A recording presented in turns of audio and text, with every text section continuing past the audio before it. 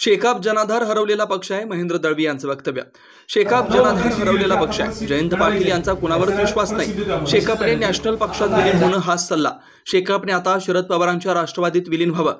जयंत पाटील यांनी विधानसभा लढवली तरी माझ्यासाठी एकतर्फी निवडणूक होईल. जयंत पाटील यांची कार्यप्रणाली सर्वसाधारण माणूस स्वीकारणार नाही. माझ्या विधानसभा मतदारसंघात राज्य आणि केंद्र सरकारची हजारो कोटींची कामं सुरू आहेत. जयंत पाटील यांनी विधानसभा लढवण्याची शेवटची जादू करून पाहावी. रायगड जिल्हा परिषदेत शेकापचा सुपडा साफ करून टाकेल. सकाळपासून मला माहिती नाही काल मेळाव्यात त्यांनी काय भाष्य केलं ते, पण एखादं शेकाप पक्षाचा अंत आला असं मी निश्चित सांगेन की आत्तापर्यंत कैलास जोशी, दत्ता पाटील असतील, प्रवर पाटील असतील, यांची कार्यप्रणाली सर्वसामान्य माणसाला निश्चित भावणारी होती.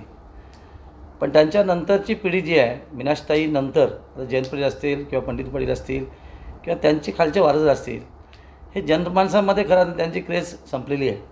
आपण बघितलं की आत्ताच कालपरवा झालेल्या विधान परिषद निवडणुकीमध्ये मी तर आदल्या दिवशीच मीडिया बाईट केलं होतं किंवा पत्रकारांना सांगितलं होतं, मला प्रश्न विचारला होता की 12पैकी कोणाचा बळी जाईल, तर मी अगदीच सांगितलं की जयंत पाटलाचा बळी जाईल. याचं कारण असं होतं की आज त्यांच्या पक्षाची महाराष्ट्रात ताकद संपलेली आहे. कुठेच त्यांचा आमदार नाही आहे. एक आमदार आहे शिंदे, त्यांचं मत मला वाटतं परिवर्तन झालं दिसतंय. आणि अशा परिस्थितीमध्ये निवडणूक न लढणं ही योग्यतेचा निर्णय होता. कारण त्यांना लोकांनी किंबहुना शासनाकडे संधी मिळाली 3 ते 4 वेळा. ही निवडणूक एकंदर संख्यावर बघताना लढायला नाही पाहिजे. पण त्यांचा नेहमीचा स्वभाव, कारण आत्तापर्यंत सक्रिय राजकारणामध्ये त्यांनी सगळ्याच चुका केल्यात आणि त्यातली एक परवाची चूक आहे. त्यांनी इलेक्शन न लढताना सन्मानी राहिले असते. लढले आणि पराभूत झाला, त्याचा अवमान आहे का त्यांचे जनाधारच नव्हता, मतच नव्हती. खरं त्यांना 12 मतं मिळाली. माझ्या मताप्रमाणे त्यांनी केलेली जी काय लक्ष्मी दर्शनची मतं होती ती 11च होती. तेव्हा त्यांच्याकडे कुठे मतं नव्हतीच. एक मत चुकून पडलं असेल, मला माहीत नाही कसं ते. पण अशा परिस्थितीमध्ये जयंत पाटलाचा कालचा मेळावा झाला तो त्यांच्या कार्यकर्त्यांना मॉरल देण्यासाठी झाला. एकंदर त्यांनी जे भाष्य केलं ते आता एकंदर जे काहीच उरलेलं नाही आहे. जिल्ह्यातली परिस्थिती राजकीय अतिशय भयावह आहे आणि अशा परिस्थितीमध्ये हारल्यानंतर त्यांनी कार्यकर्त्यांना मेळावा घेऊन उभारी देण्याचं काम केलं.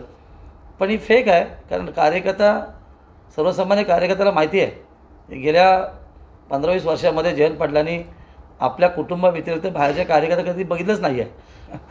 एकतर्फी लढत होईल अशासाठी, कारण जयंत पाटलाचा एकंदर कार्यप्रणाली बघितली तर सर्वसामान्य माणूस कधी स्वीकारणार नाही आहे.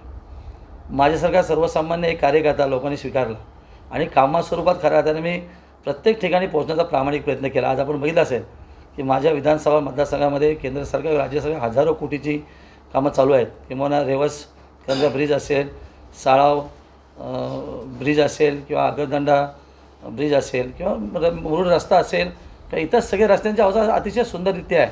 आणि कार्यकर्त्यांची फळी खूप छान असल्यामुळे मला कुठे असं वाटत नाही. मुळात महायुतीकडे तटकरे साहेबांसारखं आता खासदार झालेत आमचे, त्यांचं एवढा वर्षाचा कार्यप्रवास आहे आणि जनमानसामधला नेता आहे. त्यांचाही आशीर्वाद माझ्या पाठी आहे. भारतीय जनता पार्टीचे सर्व नेते माझ्या बरोबरती आहेत आणि आमच्या पक्षाचे एकंदर आमची कार्यकर्त्यांची संच फळी बघितली तर सर्वाधिक आहे. त्याच्यामुळे जयंत पाटील उभा राहावं आणि कोणी राहावं मला काय फरक पडत नाही, कारण माझ्या कामास्वरूपात लोक मला एकदा निश्चित देतील. आणि तुमचा जो प्रश्न आहे की कार्यकर्त्याचा आग्रह जयंत पाटलांना उभा करायचा असावा, तर एकदा शेवटची त्याने ही जादू करून बघावी.